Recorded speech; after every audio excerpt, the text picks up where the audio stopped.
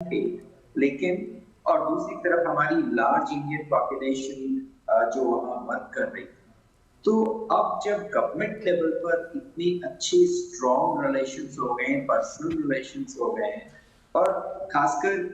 खाड़ी प्रदेशों मिस्टर में भंडारी जी, आपको हम रोकना चाहेंगे क्योंकि जो तस्वीरें अभी इस वक्त हम दिखा रहे हैं वही यूपीआई का ही हम जिक्र कर रहे हैं। रुपए कार्ड वहां रखा हुआ है और अपने आप में ये दिखाता है कैसे स्वैप करके वो एक नए फिनटेक की शुरुआत हो रही है और कैसे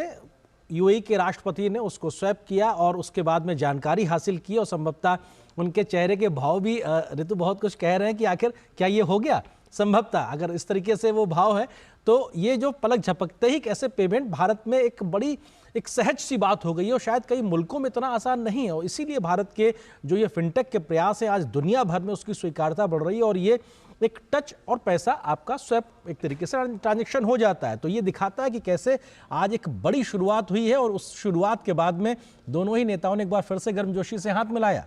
जी हाँ, कई देशों की ऐसी स्टडी रही है जिसमें ये पता चलता है कि कई ऐसे विकसित देश हैं जो डिजिटल पेमेंट इंटरफेस में अभी भी पीछे हैं जिस मकाम को हासिल किया है भारत ने, क्योंकि यूपीआई भारत का एक ऐसा फाइनेंशियल इंटरफेस है जिसने कई देशों के साथ भारत के संबंधों को और मजबूत भी किया है, पर्यटकों के लिए सुविधा को बढ़ाया है, व्यापार करने की सुविधाओं को और बढ़ाया है और उसी एक तरह से उस पूरी लिस्ट में अब क्योंकि मेरी नजर पड़ी, मैं रोकना चाहूंगा क्योंकि